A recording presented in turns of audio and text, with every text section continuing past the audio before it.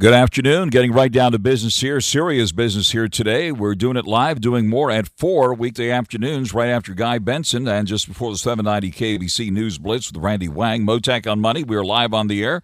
790 KBC, streaming live online worldwide at kbc.com. And the on-demand Mottek on Money podcast, kbc.com, Apple iTunes, YouTube, all of your favorite podcast platforms. Following the latest bulletins out of the Middle East, President Trump demanding Iran's unconditional surrender and says the United States will not kill the Iranian supreme leader for now. In his words, President Trump posting on social media that the U.S. knows the location of Iran's supreme leader, adding that the U.S. would not kill him but called for Iran's unconditional surrender. Stocks did pull back today on dwindling hopes for a quick resolution to the Israel-Iran hostilities. President Trump heightening the rhetoric against Iran today, calling for an unconditional surrender, and we're following the bulletins out of the Middle East very, very closely. Stock losses picking up steam shortly following the president's social media post. The Dow coming in for a closing loss of just about 300 points. The S&P 500 down 50, and the NASDAQ down 180 points.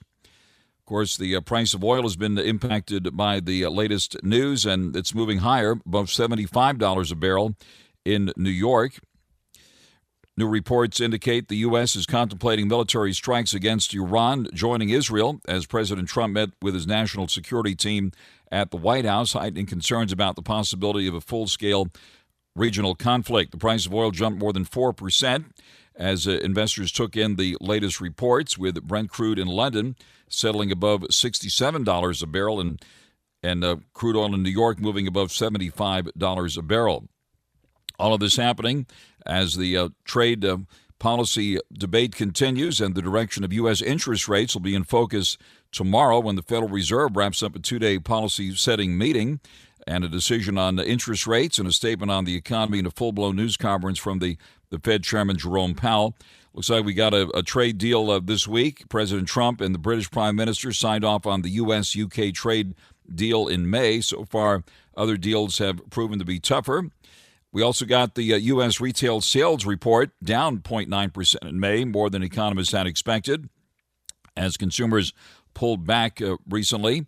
Now, the Federal Reserve will be in focus tomorrow when that meeting wraps up, and see what they have to say about the signs of cooling inflation despite the tariffs. It looks like inflation has remained pretty tame despite concerns about the impact tariffs might have. The Fed is expected to hold rates steady, wrapping up that meeting tomorrow.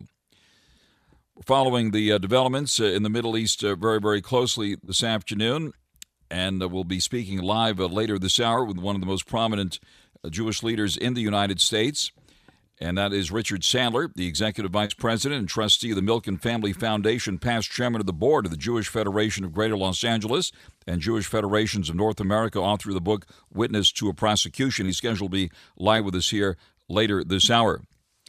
But first, on your money, the markets, the economy, crypto too, and the whole works now. Gold, of course. Let's bring in John NAJARIAN. Dr. J, as he's known on the major financial networks, co-founder of Market Rebellion, author of It's Not an Option with his brother Pete NAJARIAN. John NAJARIAN, thank you very much for coming to the line here at this critical moment. It's never an option to not come to the phone when Frank Mottek calls. Appreciate that very much. John NAJARIAN. So we're watching the latest headlines here. It looks like, according to the various reports, looks like we're watching Iran and Israel trade missiles again as we speak, and big decisions to be made here. Give us your assessment of the situation here now. Well, I think all of us have seen B-2 bombers and so forth being at least appearing to be fueled up and ready to go. I know the U.S.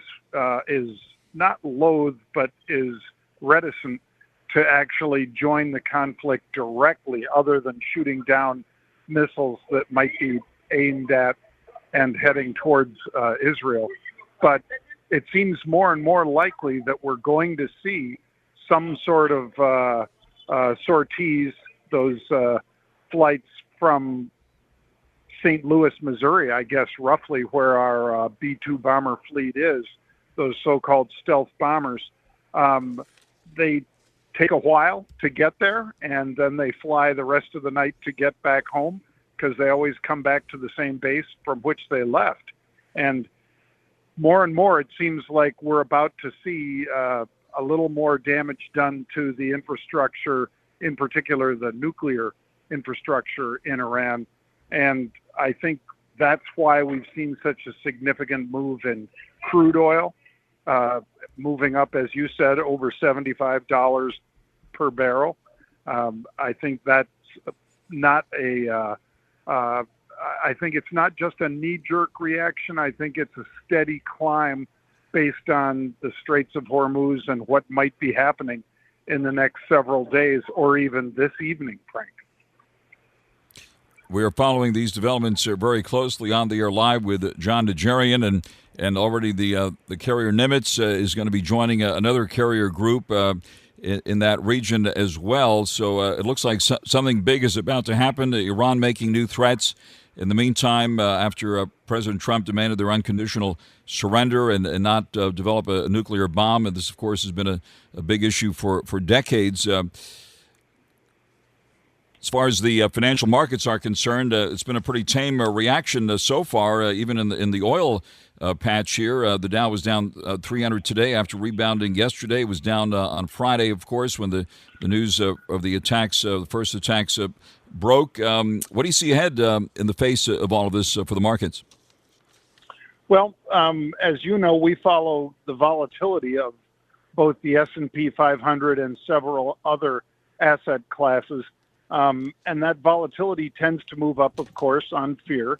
I don't say that the fear is not justified, but it's very interesting that we've had an over 120% move in the volatility of crude oil, because even though crude has only really moved from about the 65 level to 75 now, the volatility of crude oil just back on the 10th of June was about 33. We track that as OVX, like Oscar Victor X-ray. That has now moved over 72. So we've more than doubled the volatility of crude oil, and that implies strongly that there's a lot of hedging and or fear about the disruption of perhaps as much as 30% of the world's crude oil supply that does need to go through that Straits of Hormuz. That's not to say that that's all Iranian oil, of course, but that's a very narrow strait, and if indeed there's going to be war going on right there, it's unlikely that too many more ships will be willing to risk going through those straits, again, with such a narrow passageway between those countries that are on either side of that. So from a standpoint, Frank, of risk and volatility, it's quite high right now. That could end very quickly, especially with the threats that the president put out there today to the leader in Iran, saying, we know where you live, we're not going to kill you, but if you don't surrender, we're going to go after the rest of your country.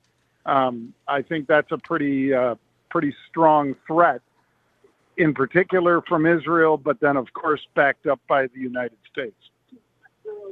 On there live with John NAJARIAN. And John, we've also seen gold and silver move higher since this war began here. Silver above $37 an ounce all of a sudden here, the highest in, about 13 years or so. Gold back above $3,400, near its all-time high of just above $3,500. We've seen a pretty big move in the precious metals lately. Do you expect that to continue? Well, I will be surprised if it does continue. I think they could easily hold the levels that they just overtook, 37 and 3,400 for gold. But I don't know that they will keep moving in that direction. This has been a monumental, almost once in a lifetime a year for gold in particular, and silver to a lesser extent. I mean, the amount of percentage gain of those two precious metals has been spectacular. And they've proved their, if you pardon the pun, mettle this year by the fact that when people are worried about tariffs, they jumped on those two precious metals as well as palladium and so forth. I think that will continue. I just don't know if it'll continue at the same pace that we've seen. But I do think it justifies why people have some exposure to both silver and gold in their portfolio. Bitcoin today slipping by over $4,500, I believe, is probably more of a pause than it is people are just giving up on it. I don't think they're giving up on it. I think it's just a pause right now. On there live with John NAJARIAN. And so what's your view of how the cryptos have performed lately with Bitcoin right around 104,000 here at last check, 104.5 or so. Ethereum at around 2,500. Doge has pulled back now at 17 cents. Anything in particular that's getting your attention on the performance of the crypto space here? Well, both MicroStrategy, Riot Blockchain, Mara, all the crypto-related equities have made pullbacks over the last little bit as well. And I think the main reason is that these are high-tech versions of gold and of people that like to use gold as a safe haven during times of high volatility, stress in the market, fear, all of the above. I think Bitcoin is exactly where it should be.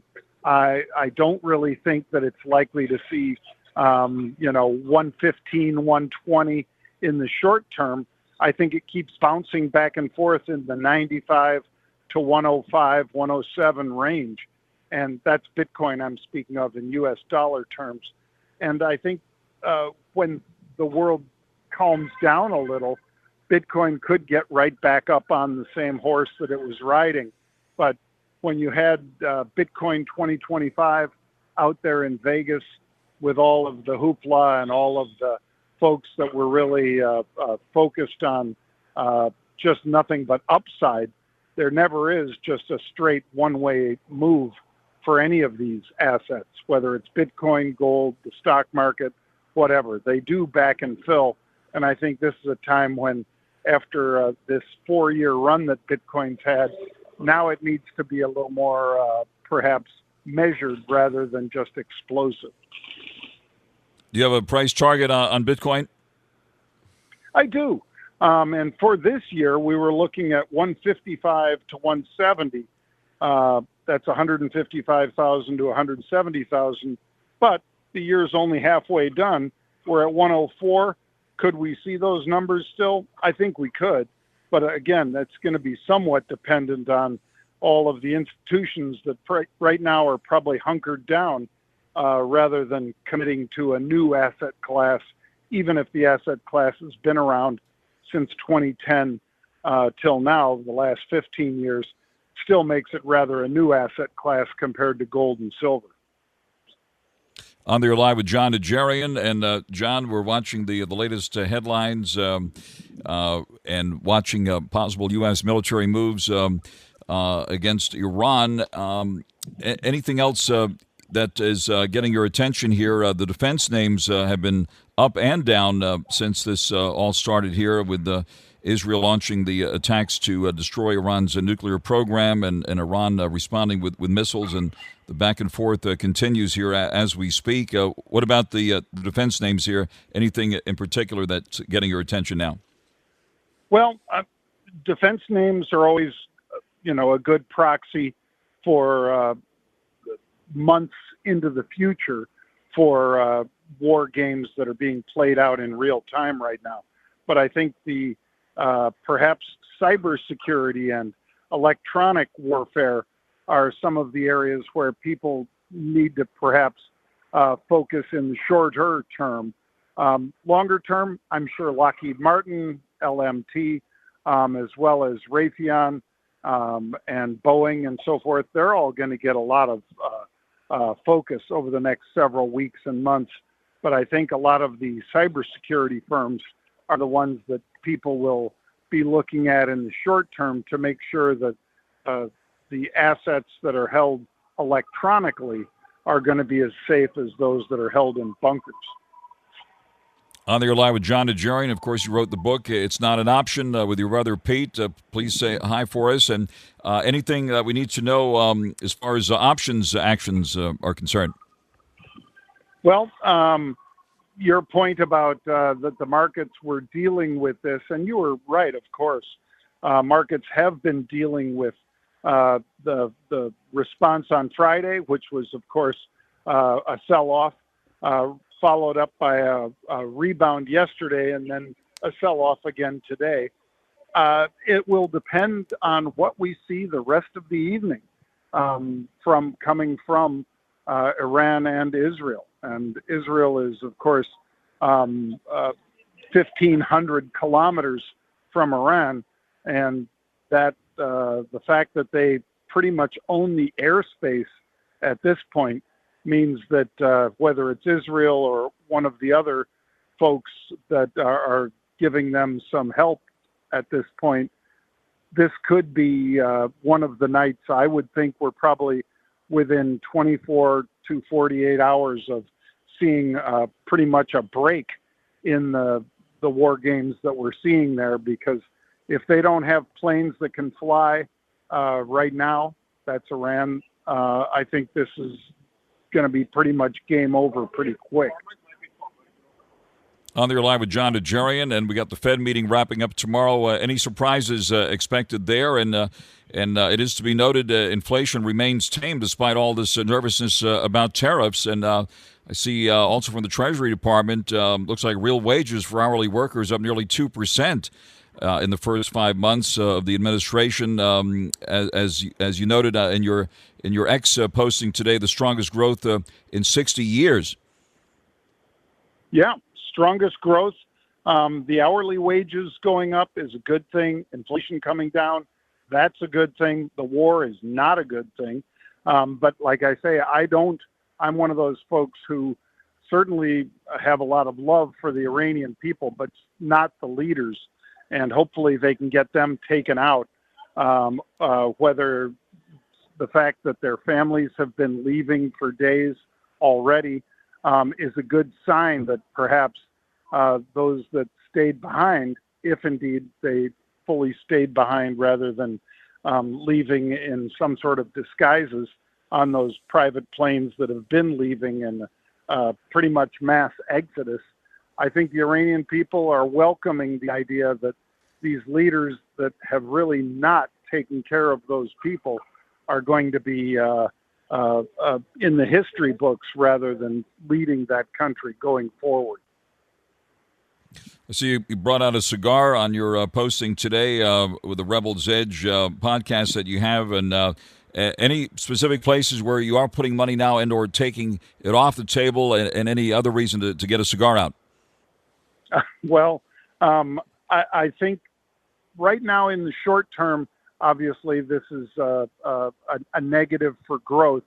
And you asked me about the Fed a moment ago, and I didn't give you a proper response, but I'd say don't expect much from the Fed tomorrow, except that Jay Powell will probably indicate that if he is indeed driven by the data, which they always claim, he claims in particular that they are, the data's been leaning strongly towards a cut going forward because inflation's down, like you said, hourly wages are up, and some of the spending on retail and so forth has been going down. So I would think that they do have the room going forward, and that would be a very positive thing for the markets, despite the fact that we have many of these conflicts going on right now that are somewhat grabbing the headlines and pretty scary.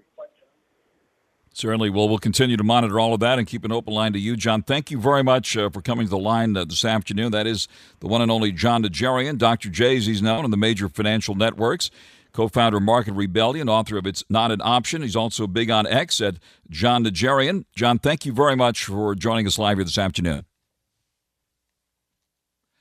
Out to the freeways now, 790 KABC.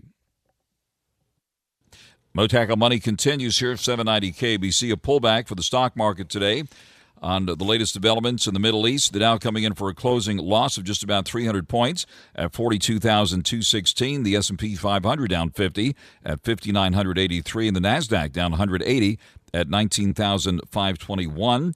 The yield in the 10-year note, 4.38%. We'll be hearing from the Federal Reserve tomorrow with a decision on interest rates, a statement on the economy, and then a full-blown news conference from Fed Chairman Jerome Powell. The price of oil moving higher today, now above $75 a barrel in New York, above $76 in London.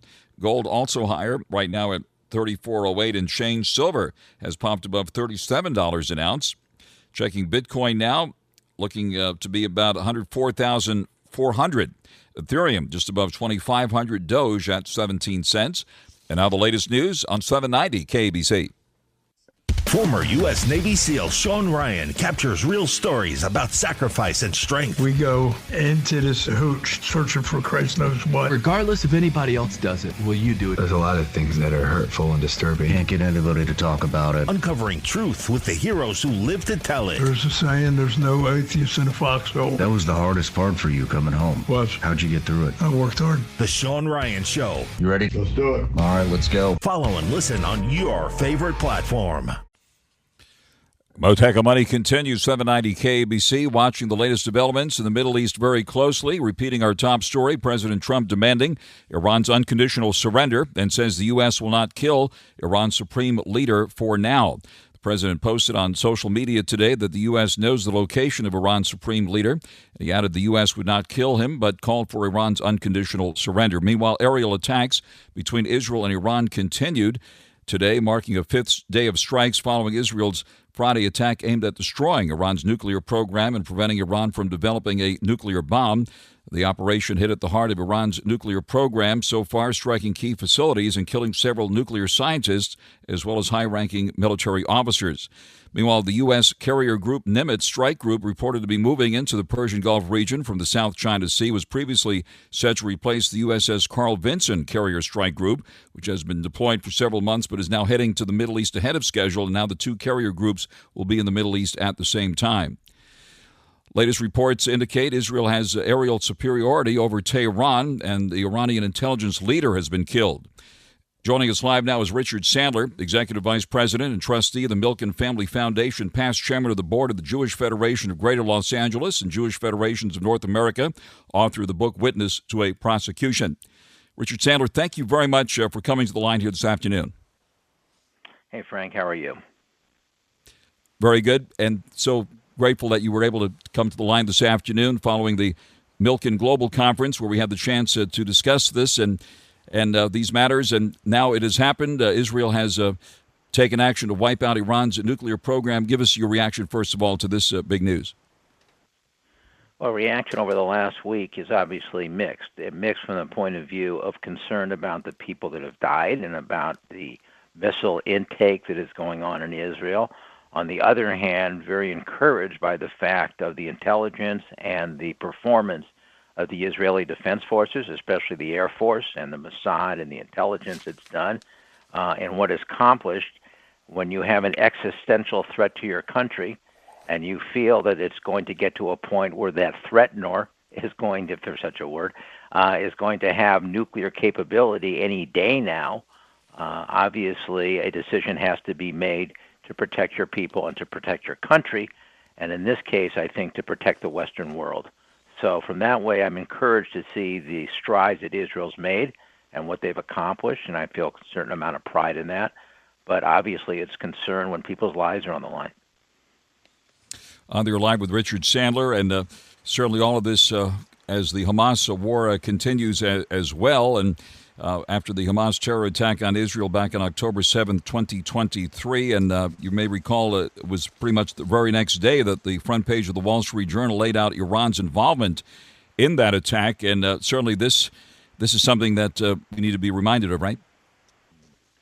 Absolutely. People should understand the fact, Israel's been under attack not only since October of 2023, but since 1948 when it was founded, and it has peace now with several of its neighbors. It has the Abraham Accords, thanks to the tremendous efforts that the Trump administration made in the first administration. And so the world's changed directly a lot since then. But I don't think people sometimes take into account Israel is the size of New Jersey. Okay, Iran itself in size is 75 times larger in area than Israel. Okay, Israel's direct neighbors are 154 times size as large as Israel. So when Israel is under attack and when missiles are coming at Israel, it is existential and it is serious. And Israel has had to protect itself with the help, obviously, of the United States, but has done so in a way that I think amazes even the experts around the world in military affairs, just to see what is accomplished in degrading Hezbollah, Syria, Hamas, and now controlling the skies over Iran. It's amazing what they've had to do, and it's unfortunate that they've had to do it. And it should also be noted, Iran appears to be targeting civilians in Israel. Tel Aviv has been hit. Jerusalem has been hit, while the Israeli military strikes focus on military targets. President Trump today demanding Iran's unconditional surrender. What do you think is going to happen? Do you think Iran will finally give in here? Well, you're dealing with a completely different mindset, I think, in Iran and how they're looking at the world. They want to have a caliphate. They want to impose their law on the entire Western world. It's not just Israel. It's why Israel is the little Satan and the United States is the large Satan. It's why they're saying is death to Israel and death to the United States. So, I don't know what would happen, but I'm very grateful to see how President Trump and this administration has addressed this. I think they've done it very carefully, very cautiously, but they understand what's in stake for our country, as well as for Israel. And so, again, I can't predict what's going to happen. I hope it happens in a way that reduces the danger to the people of the area and danger to innocent civilians. Certainly, with LA's large Jewish population standing solidly behind Israel, tell us what people here can do to support the people of Israel at this critical time. I think what the people here can do is, number one, is to provide the kind of financial support that is needed in emergency time when businesses and homes are being destroyed, but at the same time be in support of the governments of both the United States and Israel that are really trying to protect their Western world and protect their countries. This is not a time to get into politics. I don't think politics has anything to do with this. I think this is all about survival and who's the aggressor and who is being attacked as they have been attacked for decades right now, which is Israel. And, it's really in Israel's interest and in the United States' interest for the two countries to work together, since the United States provides so much support to Israel, but Israel provides so much intelligence and support back to the United States. I think what Israel has done in these last, couple years with respect to using weapons, this is intelligence that will benefit the United States in the future. And I just hope that our community will continue to stand by Israel and the our Western way of life, which is under attack right now. And again, congratulations on a magnificent conference in Beverly Hills recently, the Milken Institute Global Conference, where the Center for the American Dream was discussed. And this is certainly going to be big news. Richard Sandler, maybe you can preview what's coming up next month. Well, we're hoping to open the center this fall, with exhibits and with people being able to come through it. Right now, we're looking at sort of dedicating the building in a very small ceremony, but the big opening will be in the fall. Congratulations on that, and keep us well posted. And we wish you and everyone there all the very best, Michael Milken and the entire team there, and everyone in Israel, of course. We're going to keep an open line to you and follow these developments very, very closely. Appreciate your joining us live here this afternoon on 790 KABC. Well, thank you very much, Frank, and I thank you, and I thank ABC News for covering this matter, as the type of story that it really is, and giving it objective coverage, and that's very much appreciated. We need that. Thank you very much. We'll keep an open line to you. That is Richard Sandler, who's Vice President and Trustee of the Milk and Family Foundation, past Chairman of the Board of the Jewish Federation of Greater LA and Jewish Federations of North America. And he also is the author of the book Witness to a Prosecution. Live with us here on Mottek on Money on 790 KABC. Former U.S. Navy SEAL Sean Ryan captures real stories about sacrifice and strength. We go into this hooch searching for Christ knows what. Regardless if anybody else does it, will you do it? There's a lot of things that are hurtful and disturbing. Can't get anybody to talk about it. Uncovering truth with the heroes who live to tell it. There's a saying, there's no atheist in a foxhole. That was the hardest part for you coming home. What? How'd you get through it? I worked hard. The Sean Ryan Show. You ready? Let's do it. All right, let's go. Follow and listen on your favorite platform. Mottek on Money continues here, 790 KABC, following the very latest developments in the Middle East and, of course, the ongoing drama between President Trump and Elon Musk. SpaceX had a spectacular launch out of the Vandenberg Space Force Base last evening. It was a spectacular launch, and that SpaceX rocket painted the sky last evening over Southern California.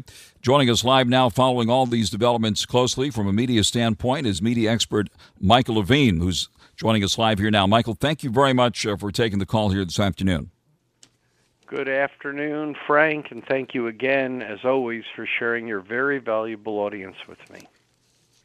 Well, you're the best, Michael, and thank you for coming to the line here this afternoon. Obviously, everyone's focused on a very nervous time in the Middle East following Israel attack on Iran's nuclear program and possibly the U.S. Joining in this effort as military assets appear to be moving in that direction. Michael Levine, give us your thoughts here on how this is being covered.